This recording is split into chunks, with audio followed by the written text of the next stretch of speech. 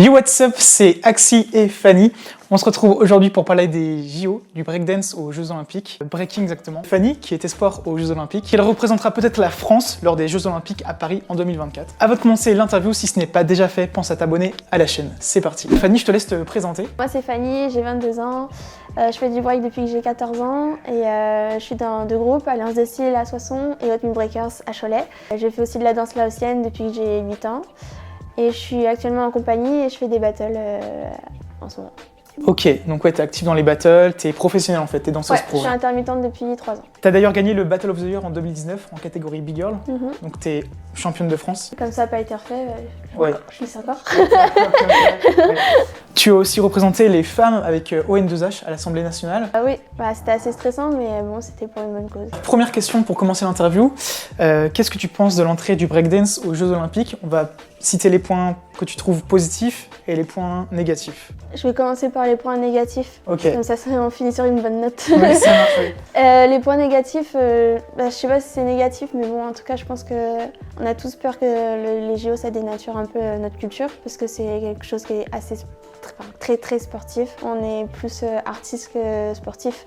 Après, ça dépend des danseurs. Je pense qu'il y a deux catégories de b-boy. Donc je pense que le plus gros point négatif, ce sera plutôt ça et comment aussi ça va se faire.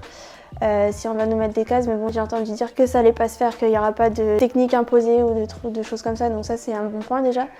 Et pour les points positifs, toujours faire avancer les choses. Et si on le fait pas, on peut pas savoir si c'est bien ou pas. Ça peut être une bonne expérience à faire. Après, si ça se passe mal, si on voit que ça vrille un peu trop, nous on sait que de toute façon, nous on vient de la rue, on n'est pas obligé d'avoir tout ça pour faire ce qu'on aime. Donc si on n'aime pas, on n'y sera pas quoi. Ça va pas nous bloquer dans nous ce qu'on aime faire. T'es espoir aux Jeux Olympiques, donc comment t'en es arrivé à ce stade-là? Comment ça se fait que toi t'es concerné par les Jeux Olympiques? Quel est un peu ton parcours pour en arriver là? C'est parce que j'ai fait le BOTY en 2018 et 2019 en Big Girl.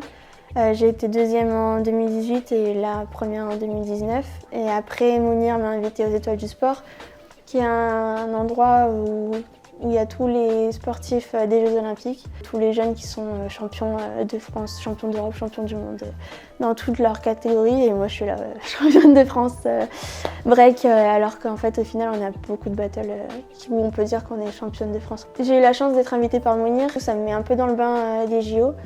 Et donc, du coup, on me considère comme espoir aux Jeux Olympiques, mais il y a aussi ceux de la FFD. On va dire qu'on peut avoir plusieurs chemins différents, mais moi c'est vraiment parce que Mounir m'a invitée aux Étoiles du Sport. C'est vraiment quelque chose de cool pour ta progression et pour pouvoir mener à bien ta mission de représenter la France aux Jeux Olympiques. Ouais, et puis surtout ça nous met dans le bain parce qu'au final on sait même pas ce que c'est les Jeux Olympiques. Moi avant ça, je regardais pas les Jeux Olympiques. Donc je savais même pas qui était qui. J'étais un peu perdue. Je rencontrais par exemple Yannick Agnel, je lui dis « toi tu t'appelles comment? C'est quoi ton sport ?» Alors qu'il est champion olympique 3 fois je crois. Ouais. Laurent Blanc, moi je regarde pas le foot, je savais même pas qui c'est. Et ouais. Il était là. J'ai fait une vidéo avec Lilian Thuram, je savais même pas qui c'était. Ouais. Et au final j'étais là, voilà. Forcément, si je fais les JO, je me donnerai à fond. J'y vais avant tout pour justement qu'on garde ce truc-là artistique. Ma danse, je la considère pas du tout comme une danse sportive. Je me sens pas du tout athlète, mais j'ai envie de montrer comment moi je danse et j'ai envie de faire passer ce message plutôt là-bas. Montrer qu'aussi on peut faire quelque chose de plus artistique et de faire ressentir plus de choses que quelque chose de très énergique sportif. Faut pas non plus être catégorique.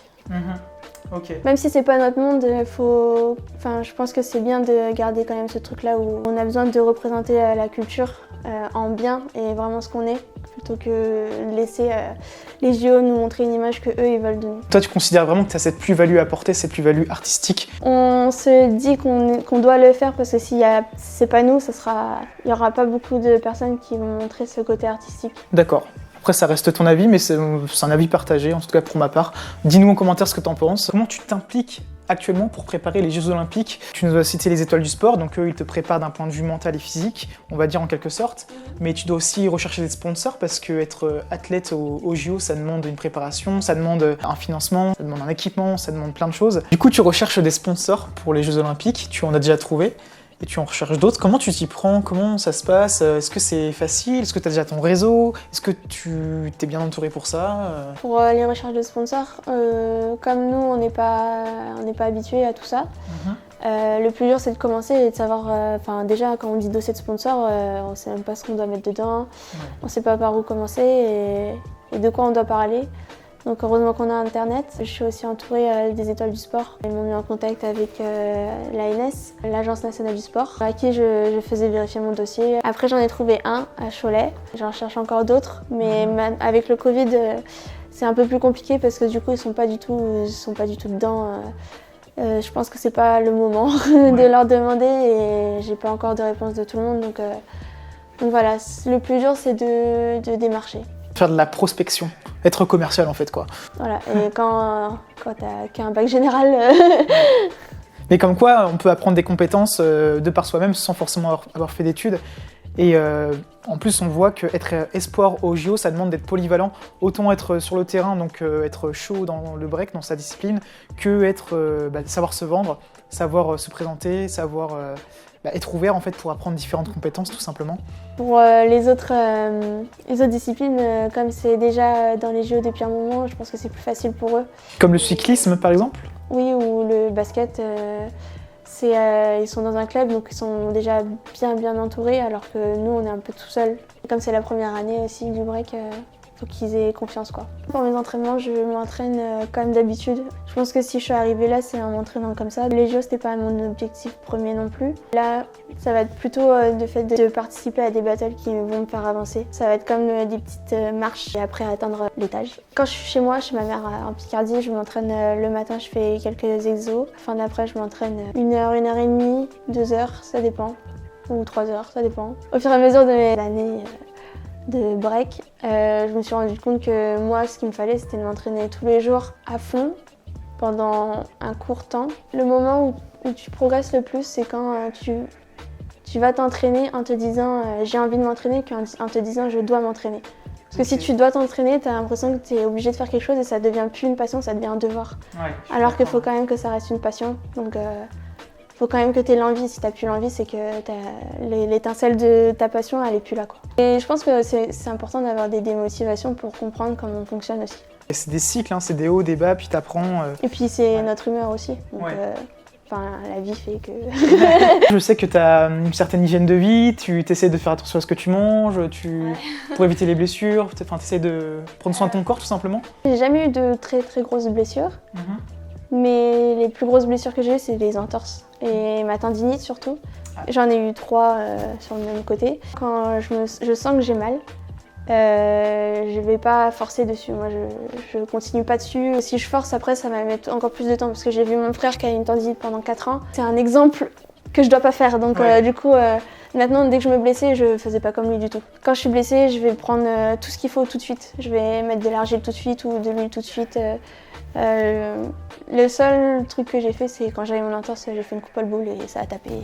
Du coup, ça a duré un peu plus longtemps, mais ça va, c'était pas horrible. Et du coup, tu disais que tu mettais de l'argile, donc tu mets de la terre sur tes poignets et de l'huile? Ouais, je vais la chercher dans la terre et je la mets sur mon poignet. De l'argile verte et des huiles essentielles, c'est ça? Ouais. Ça, c'est intéressant pour ceux qui ont des blessures. Voilà, on peut se guérir de manière alternative ou par la médecine douce. Question très importante en ce moment, quelles sont tes difficultés que tu rencontres, surtout dû au Covid? Pas mal de salles de sport sont fermées. Est-ce que tu as des difficultés par rapport à ça? Je m'entraîne dans mon salon où là, pendant le premier confinement, avec Arwan et mon frère, on s'entraînait sur la terrasse parce qu'il faisait beau. Et ce qui est bien, c'est qu'on était 3 et du coup, on arrivait à se motiver. Donc du coup, on s'entraînait tous les jours, surtout avec Arwan, parce que Arwan... Ah bah Arwan, il en voit. Voilà, et du coup, tous les jours, on s'entraînait beaucoup. Quand on est revenu à Cholet, il n'y avait plus de salle. Là, par contre, c'était différent, mais heureusement qu'il faisait beau parce qu'on a été au skatepark. Du coup, c'est une autre ambiance aussi, pareil, avec les skateurs, ça change et ça fait du bien. Et ça, on a de la chance quand même à Cholet d'avoir plusieurs spots où on n'a pas besoin d'autorisation ou de choses comme ça. Dans la street, à noter, même quand on n'a pas de salle, en fait, on peut toujours se débrouiller, pousser des meubles, trouver un endroit, dehors, chez soi. Enfin, voilà, il y a toujours des solutions pour s'entraîner, même si on n'a pas vraiment de salle ouverte. Comme tout le monde, on a tous plus ou moins des fois des baisses de motivation. On montre les bons moments, mais on montre rarement les mauvais moments. Et du coup, voilà, toi, comment tu fais dans ces mauvais moments? Comment tu essaies de trouver une motivation ailleurs que par le breakdance? Dans la culture hip-hop, on a plein de choses, il n'y en a pas que le break. Il faut être intéressé à toute la culture et pas qu'une seule chose. Moi, je me suis mise au dessin et j'ai commencé à graffer début de confinement. Je me dis pas graffeuse, mais j'essaye en tout cas. Si on n'a pas forcément envie de faire du break, on peut essayer d'autres styles de danse, faire des grandes sessions d'étirement, là, ça fait du bien aussi. Yes. Du yoga, ouais. Ouais. Ouais, ça fait du bien. Même la méditation, des choses comme ça, ouais, carrément. En plus, on a la chance d'avoir YouTube, donc il y a plein de vidéos et c'est plus facile d'avoir accès qu'avant, je pense. Tu es engagée pour la cause des femmes, d'autant plus dans la culture hip-hop. Du coup, qu'est-ce que c'est que d'être big girl dans le milieu hip-hop? Déjà, je pense que je suis engagée indirectement parce que je suis une femme. Du coup, je suis tout le temps dans des catégories de big girl. Mais en vrai, je fais plus de catégories mixtes que catégories big girl. Okay. Et avant, j'étais contre de faire des catégories big girl parce que pour moi, je me disais mais je comprends pas pourquoi on nous met dans une case. Pourquoi nous on peut faire des catégories b-boy et les b-boys ils viennent pas dans nos catégories. Et du coup, moi je me disais de toute façon, moi je m'en fiche, je veux pas faire des catégories big girl machin. Et au final, je me suis rendu compte que c'est quand même bien d'en faire parce que on sait où on en est. Ça nous ouvre quand même beaucoup de portes de faire des one big girl ou autre. Et donc d'être une big girl dans le milieu. Moi en soi je vois pas vraiment de différence parce que je suis tout le temps avec des b-boys et je pense que là la seule différence que j'ai connue c'était parce que là maintenant je suis dans une création avec 5 big girls et je vois quand même une autre motivation.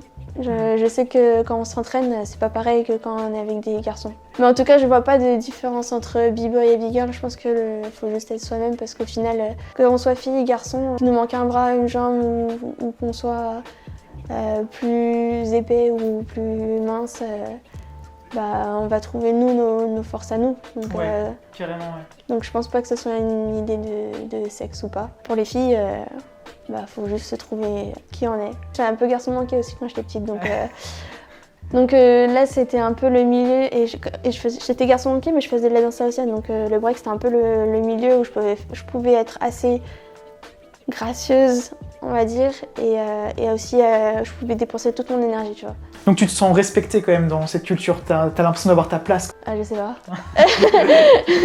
Non, je fais mon truc et puis s'ils aiment bien, tant mieux. Okay.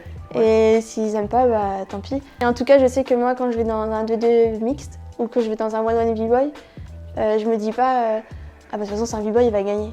Je me dis de toute façon, que ce soit je sais pas qui en face, je vais faire mon truc. Ton seul adversaire, c'est toi en quelque sorte. Et voilà. Et je suis contente parce que par exemple, j'ai fait un one-one b-boy en Allemagne et j'ai sorti 2 b-boys et je suis très contente. Okay. C'était où en Allemagne? C'était à Potsdam. Tu fais vraiment pas mal de battles en France et à l'international, donc ça c'est cool. Okay. Avant de passer à la dernière question, si tu veux suivre Fanny dans son aventure pour préparer les Jeux Olympiques à Paris en 2024, tu peux t'abonner à son Instagram, Big Girl Fanny, je le note juste là ou là. Si tu as des questions, des remarques à poser, mets-les en commentaire, on se fera un plaisir d'y répondre. Dernière question, quel message tu voudrais laisser pour motiver les big girls? Faut pas se comparer aux autres, surtout aux garçons. et rester soi-même et trouver les forces qu'on a en nous. Donc dit comme ça paraît simple, mais... Oui, ça met du temps, mais en se donnant à fond, on peut y arriver, quoi. Ouais. Tout est possible, quoi. Tant qu'on y croit, ça marche. Depuis que je fais des compagnies avec Valentine, quand faut interpréter sur scène, elle me dit tant que tu y crois pas, nous on peut pas y croire. Si toi tu crois pas, moi j'y crois pas.